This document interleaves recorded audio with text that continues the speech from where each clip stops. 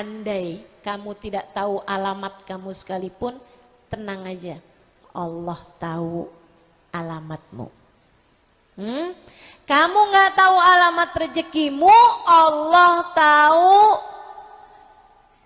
alamatmu dan rezekimu tahu alamatmu. Guru saya, Hubabah Nur mengatakan, tidak ada satu butir nasi kecuali ketulis di situ bakalan jadi rezekinya siapa.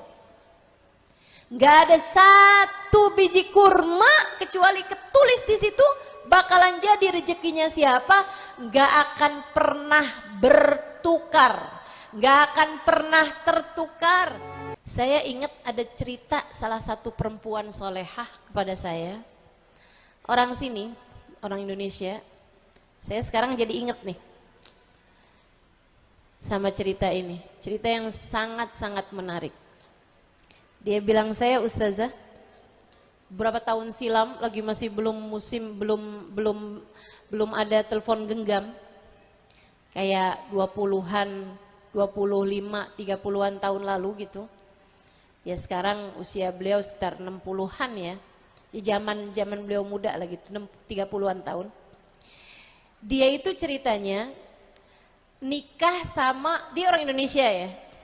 Dia nikah sama orang Saudi Arabia. Sama orang Mekah. Satu waktu dia pulang ke Indonesia.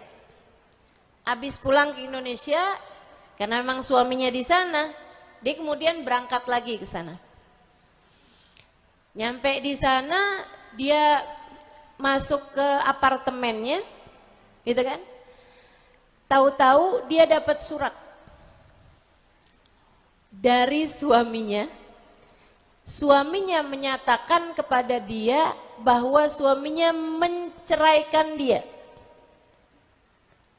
Jadi sekarang dia nih harus menjalani iddah. Sebatang kara sendirian di negeri orang. Di apartemen. Memang mereka kan tinggalnya kan di apartemen semua tuh. Di sana ya, rumahnya kan rumah tingkat ke atas. Jadi dia pun tinggal sendirian di apartemennya. Itu teman-teman saya sekalian, mungkin nih si mantan suaminya mengira bahwa dia pulang kali gitu. Dan keluarganya nyangkain kan dia udah sama suaminya di Mekah. Jadi ini sama-sama gak ada yang cari tahu keadaan dia juga gitu. Dia bilang, dan ustazah, saya gak punya uang. Saya gak punya apa-apa. Dan saya sekarang mesti jalanin iddah untuk tidak keluar rumah. Saya tahu saya sekarang adalah seorang janda, diceraikan oleh suami saya, dan saya sekarang sendirian di negeri orang. Dia bilang, saya sempat galau, nangis-nangis, tapi habis itu saya mikir, ya Allah, orang bisa meninggalkan saya, tapi saya tahu Engkau tak akan pernah meninggalkan saya.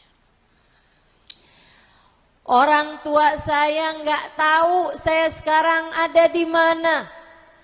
Mereka keluarga saya di Indonesia nyangkain saya bersama suami saya. Suami saya mantan ya, dia nyangkain saya pulang kembali ke negeri saya. Dia bilang, sekarang ini saya sendirian, akan tetapi saya tahu ya Allah, Engkau tahu keberadaan saya. Ibu-ibu sekalian, dia sehari, 2 hari, makanan yang dia punya habis. Dia udah sempat beli gitu ya, dengan sisa uang yang dia punya, terus habis itu habis. Hari besoknya, itu dia udah bener-bener gak punya makanan, gak punya apa-apa. Dan dia tahu orang iddah harus ada di dalam rumah. Jadi dia pun sendirian. Apa yang dia lakukan? Dia munajat sama Allah Subhanahu wa taala, ya Allah, ya Allah. Sempet tuh dia bilang, hati saya tuh kayak ngajakin aja, keluar aja, pergiin rumah mantan suami kamu, seenggaknya kamu minta untuk nantinya gimana, gitu kan ya, nafkahnya ini apa segala macem lah gitu, segala macem nih Dia punya pikiran. Tapi terus dia pikir gini, manusia bisa buat apa? Urusan saya sama Allah Subhanahu wa taala. Orang nggak tahu saya ada di mana, tapi Allah tahu saya ada di mana. Ibu-ibu sekalian, imannya dia bilang, kenapa saya harus khawatir urusan rezeki, urusan makanan saya. Saya di dalam rahim ibu saya aja Allah datengin kok rezeki saya. Allah sampaikan rezeki kepadamu, sedangkan kamu berada dalam rahim ibumu. Sekarang kamu udah ada di atas muka bumi, kamu pikir rezekimu pindah gitu sumbernya, nggak lagi dari Allah Subhanahu wa taala. Nggak pernah, Dek, nggak pernah, Bu. Rezekimu dari Allah, dari Allah. Bahkan beras yang ada di dapurmu belum tentu jadi rezekimu. Apa yang akan kamu makan nanti malam, kamu nggak tahu. Apa yang akan kamu makan nanti siang, kamu nggak tahu. Allah tahu. Maka kata para ulama, jika bahkan kamu nggak tahu alamat rezekimu, tenang aja, rezekimu tahu alamatmu. Gak akan pernah tertukar, tidak akan pernah salah alamat, tidak akan pernah nyasar. Yang jadi rezekimu pasti akan sampai kepadamu. Hilangkanlah segala keraguan-raguanmu itu. Enggak usah. Tapi ustazah, bukannya selama ini nafkah itu wajib bagi suami. Suamimu bisa jadi adalah jalan rezekimu, tapi bisa jadi juga enggak. Teman-teman sekalian, kamu di majelis kadang dapat rezekinya dari majelis. Ada dikasih kue, ya kan ya?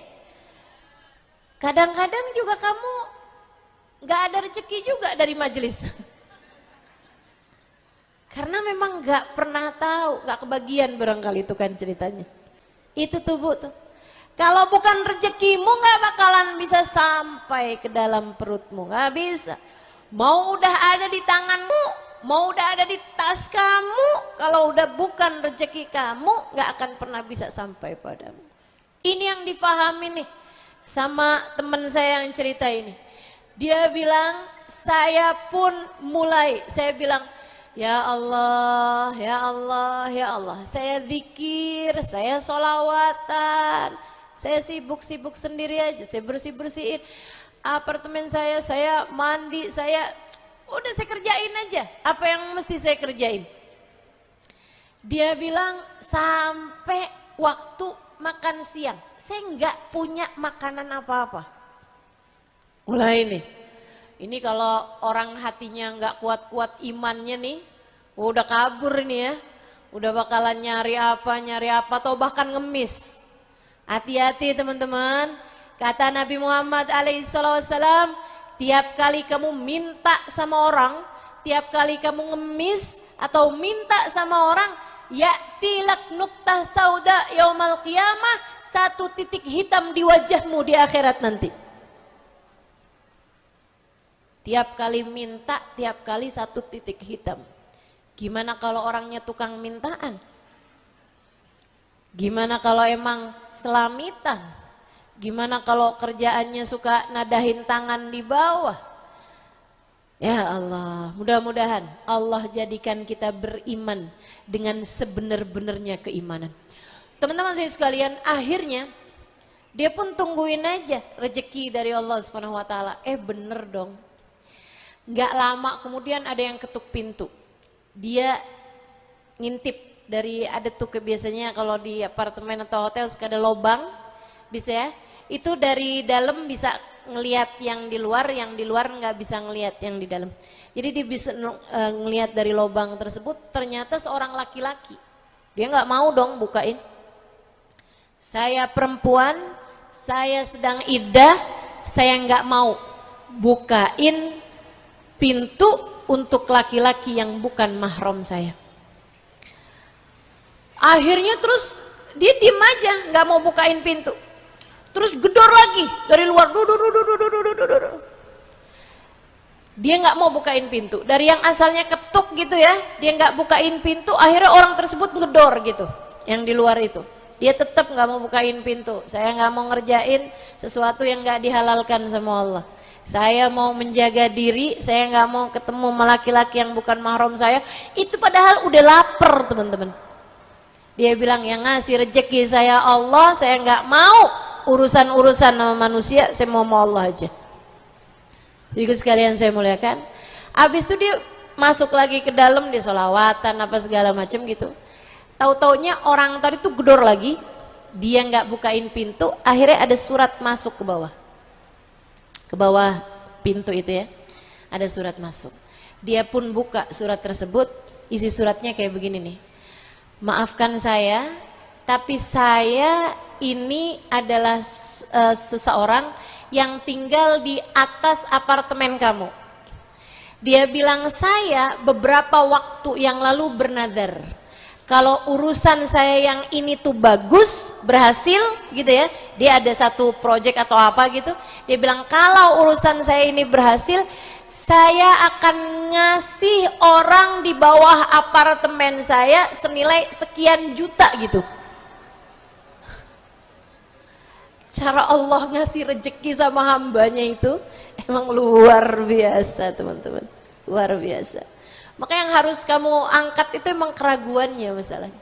Dia bilang dan tadi malam, kemarin dia bilang ini usaha saya ini mendapatkan hasilnya, jadi hari ini saya melaksanakan nadar saya tersebut. Bukalah pintunya, saya tahu mungkin kamu adalah seorang perempuan yang tidak mau berjumpa dengan laki-laki.